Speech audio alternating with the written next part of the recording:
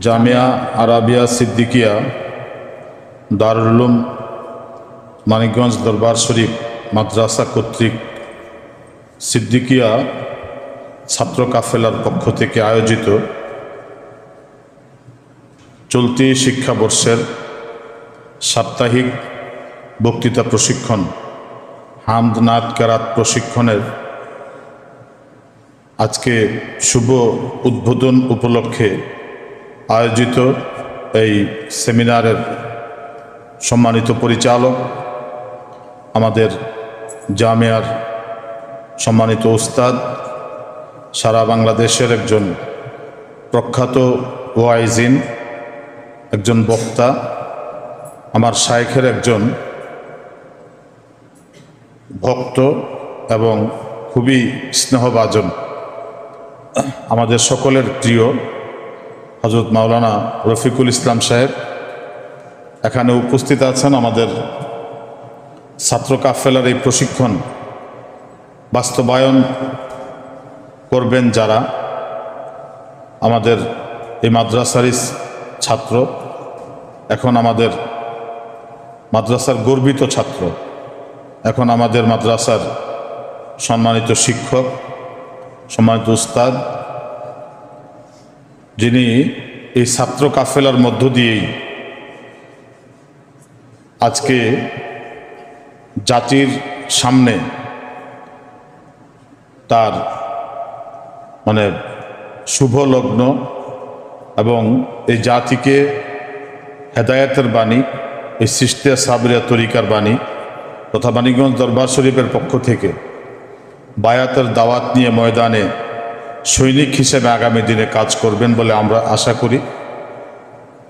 হযরত মাওলানা মিরাজুল ইসলাম সাহেব উপস্থিত আছেন, আমাদের মাদ্রাসার দারুল একামার দায়িত্বপ্রাপ্ত মুহাদ্দিস, সুনামধন্য আলেম দ্বীন হযরত মাওলানা কামরুজ্জামান সাহেব, আমাদের আরেকজন গর্বিত ছাত্র, মাদ্রাসার সম্মানিত উস্তাদ এবং ছাত্র কাফেলার সাবেক, যারা ছাত্র জীবনে এই কাফেলাকে আজকের ধারাবাহিকতায় নিয়ে আসছেন এবং যাদের মনোমুগ্ধকর কণ্ঠে গোটা জাতি তাদের হামদ নাচ শুনে আমাদের মেরাজ আমাদের এখানে উপস্থিত আছেন আমাদের মাদ্রাসার শ্রদ্ধেয় স্যার দেলোয়ার সাহেব, আমাদের মাদ্রাসার একজন শিক্ষক, একজন বিচক্ষণ ব্যক্তিত্ব।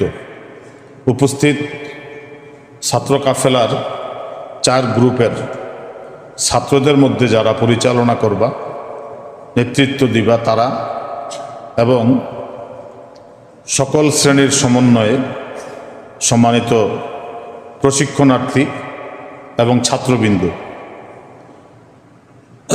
আসলে আমাদের মাওলানা হারুন সাহেব, নাজিমে তালিমাত সাহেব তারা আলোচনা করেছেন, আমি দীর্ঘ আলোচনা করব না।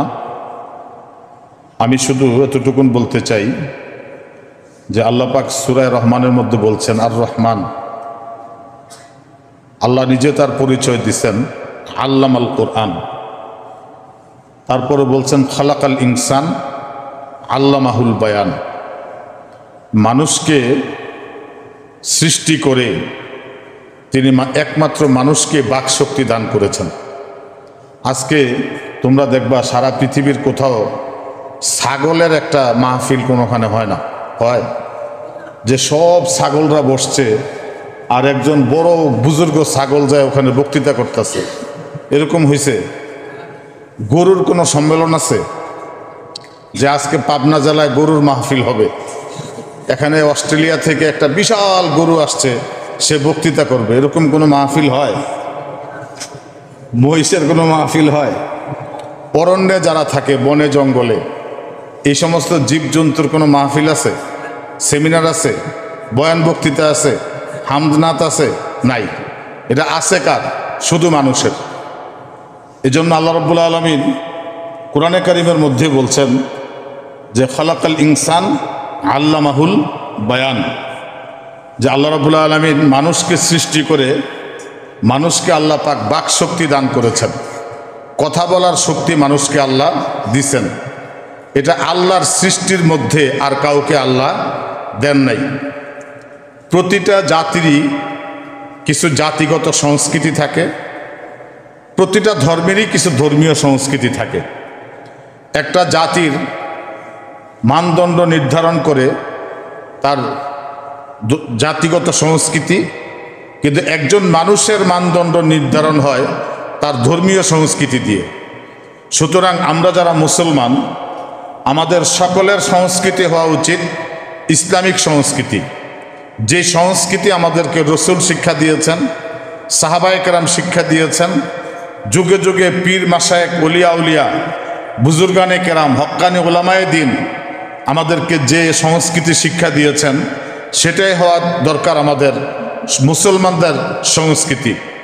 কিন্তু আজকে পশ্চিমা অপসংস্কৃতির কারণে আমাদের ধর্মীয়, বিশেষ করে মুসলমানদের মূল সংস্কৃতি থেকে মুসলমানরা আলাদা হয়ে গেছে। আজকে যখন নাটক বানানো হয়, সিনেমা থিয়েটার বানানো হয়, পশ্চিমাদেরকে ফলো করে এটা বানানো হয়। কিন্তু ইসলামের অনেক সুন্দর ইতিহাস আছে, সেই ইতিহাসগুলো তুলে ধরা হয় না। আজকে যখন হামদ নাত গজল আমরা পরিবেশন করি, এটাকেই আবার অন্যরা ঢোল বাদ্য বাজনা এসব দিয়ে তারা অপসংস্কৃতির দিকে নিয়ে গেছে।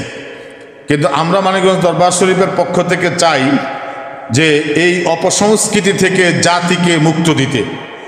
আর অপসংস্কৃতি থেকে জাতিকে মুক্ত করতে হইলে একটা প্রকৃত ইসলামিক সংস্কৃতির প্রয়োজন, এবং ইসলামিক সংস্কৃতি যদি প্রতিষ্ঠা করা যায় তাহলে অপসংস্কৃতিকে রোধ করা যাবে।